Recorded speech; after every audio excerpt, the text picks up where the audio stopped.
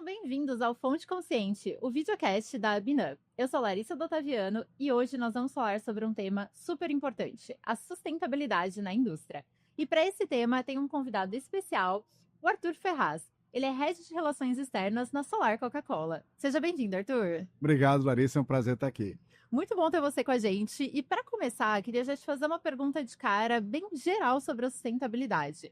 Como que a indústria tem visto e aplicado a sustentabilidade, seja no mercado de bebidas? Vocês estão muito voltados para bebidas, né? Mas nos mercados em gerais também. A sustentabilidade, cada vez mais, ela tem que ser uma parte da estratégia do nosso negócio e não uma área isolada dentro de uma companhia, né?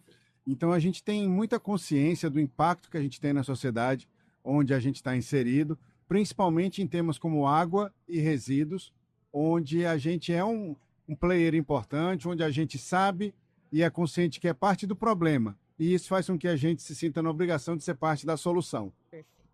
Não, perfeito. Essa parte que você trouxe sobre ser parte do problema, até essa consciência é a mais importante, né? E quando a gente fala dos recursos hídricos, que a gente tem visto cada vez mais discussões sobre a escassez, como que vocês lidam com os recursos hídricos de forma geral? A gente tem duas frentes específicas sobre o tema dos recursos hídricos. Um que a gente chama que é o da porta para dentro, que é cada vez mais garantir a maior eficiência no nosso uso da água. Redução de uso, estações de reuso de água, uma série de novas tecnologias que consomem menos água no nosso processo produtivo.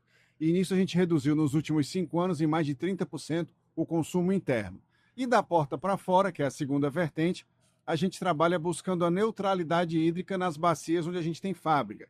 A gente apoia projetos de preservação, projetos de todo tipo de ações que geram a reposição hídrica. Para quê? Para que no final do ano eu consiga fazer uma conta de o quanto eu retirei de água daquela bacia é igual ao que a gente, pelo menos, preservou no meio ambiente ou permitiu que aquela fonte se mantivesse por mais tempo. E aí, assim, a gente busca essa neutralidade. Muito bom saber dessas iniciativas, né? A gente, muitas vezes, olhando de fora, não tem ideia de tudo. Perfeito. A gente escuta muito rumor hoje em dia sobre o uso indiscriminado de fontes naturais e a gente tem trabalhado cada vez mais na disseminação das informações verdadeiras dessas iniciativas que geram um impacto positivo na sociedade. Exatamente, é um impacto muito positivo, né? É muito necessário. E quando a gente fala do consumidor, quais são as principais pressões que o consumidor traz com relação à sustentabilidade para vocês? Hoje o consumidor cada vez mais está preocupado com o propósito da companhia, ele não quer só adquirir um produto porque ele tem o hábito de fazer isso, né?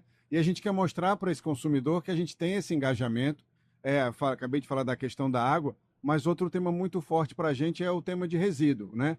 Todo produto que a gente produz, ele só chega ao consumidor através de uma embalagem, seja vidro, seja plástico, seja lata de alumínio. A gente entende que o vidro e o alumínio hoje ele já tem uma cadeia de valor mais consolidada no país e a gente está trabalhando fortemente para consolidar essa cadeia do plástico.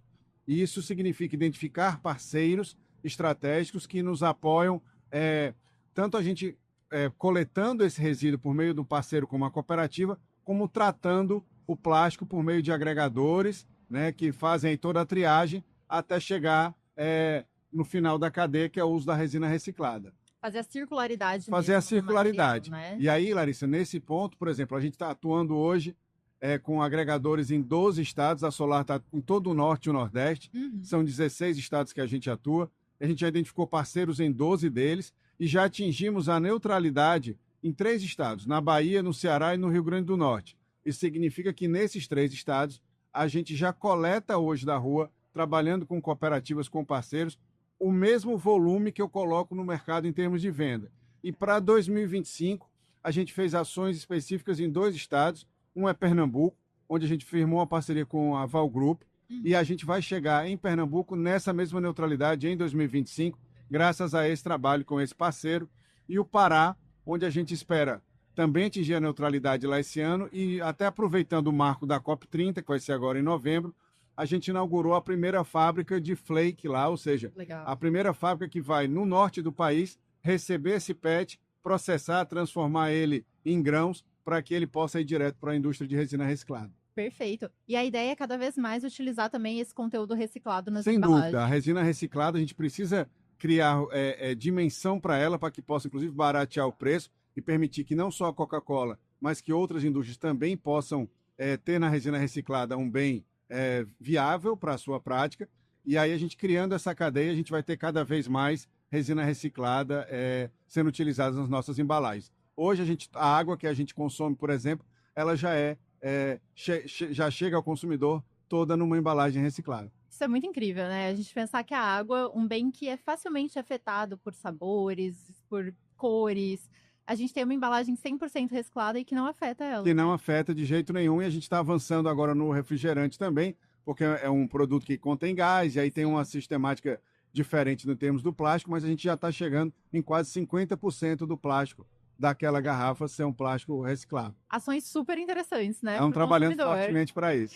E uma pergunta que eu acho que é muito interessante, o consumidor às vezes tem dúvida. Quando a gente pensa desde a origem ali do seu produto, que passa pela água, pelos aditivos que são necessários, até a embalagem final, como vocês hoje trabalham para dar maior transparência para o consumidor ao longo dessa cadeia? Divulgando essas ações, mostrando, garantindo a certificação de todos os nossos fornecedores, né, da nossa matéria-prima, do açúcar, da embalagem, de tudo que é utilizado, e sempre conversando com esse consumidor, mostrando, deixando claro como é que a gente funciona. Perfeito. E como que você vê hoje o futuro da sustentabilidade na indústria que você está, na Coca-Cola, nas Eu acho que ele bebidas? cada vez mais vai ser um elemento central disso, né? A gente vê hoje todas as medidas que estão sendo tomadas de regulamentação, agências reguladoras, normas, e a gente quer acompanhar isso para que o consumidor possa ter a transparência, seja na rotulagem, seja na embalagem, na composição do produto, no transporte dele. É fundamental que a gente tenha alinhado com esse processo. Perfeito. E como que o consumidor pode acessar todas essas informações que você Ele está pode contando? acompanhar a gente pelas nossas redes sociais, temos o nosso Instagram, @solarcoca-cola, também temos o nosso site na internet, todas as páginas da Coca-Cola Brasil, e ele vai ter todas as informações que ele quer sobre os nossos produtos. Perfeito, Arthur. E uma dúvida final aqui pra gente, que mensagem que você deixaria para o consumidor? Como ele pode ajudar nesse processo